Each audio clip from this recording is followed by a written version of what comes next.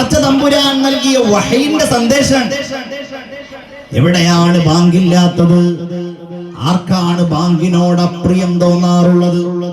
എല്ലാവർക്കും, ഈ രാജ്യത്തുള്ള എല്ലാവർക്കും ബാങ്കിനെ ഇഷ്ടമാണ്. ബാങ്കിന്റെ സമയം നമ്മുടെ രാജ്യത്തെ, നമ്മുടെ നാടുകളിലെ ആളുകൾ അവരുടെ സമയം ക്രമീകരിക്കുന്ന ഇടാണ്, സന്ദർഭമാണ് അല്ലേ?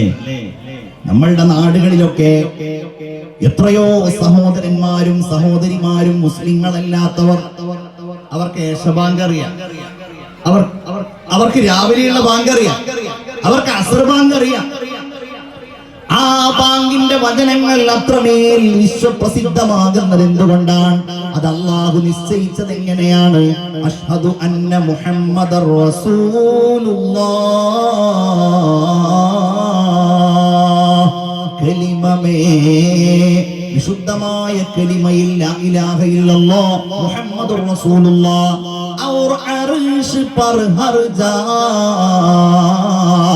അർശിന് മുകളിലും എല്ലാ സ്ഥലങ്ങളിലും എല്ലാ ഇടങ്ങളിലും നബിയുണ്ട്. അള്ളാഹുവിനെ ഓർക്കുന്നിടത്ത് മുഴുവൻ നബിയുണ്ട്.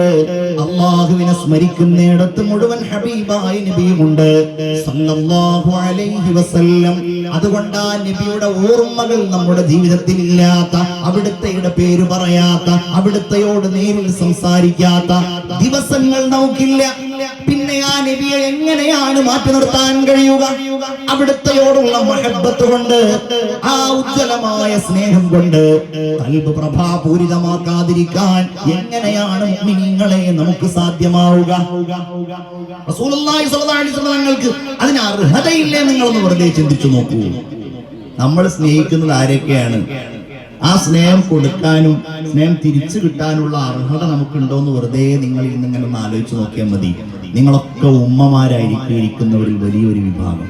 ഞാൻ വെറുതെ ചോദിക്കുകയാണ്, ഉമ്മ എന്നുള്ള അർത്ഥത്തിൽ 100% ആ സ്നേഹം കിട്ടാൻ നമുക്ക് എത്ര ആൾക്ക് അർഹത ഉണ്ട്?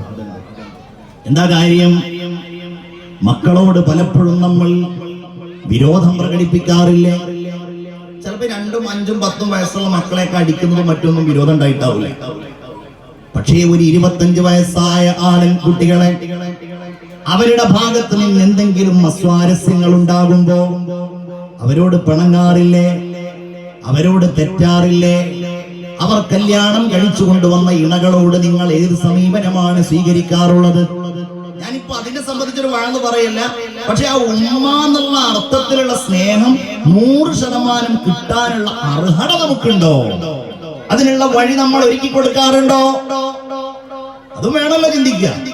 നമ്മളിങ്ങനെ ഉമ്മയാണ് ഞാൻ, എനിക്ക് എന്തായാലും വേണ്ടത് എന്റെ മോൻ എന്നെ സ്നേഹിച്ചേ മതിയാവും, അതിനോട് പ്രഖ്യാപിക്കും.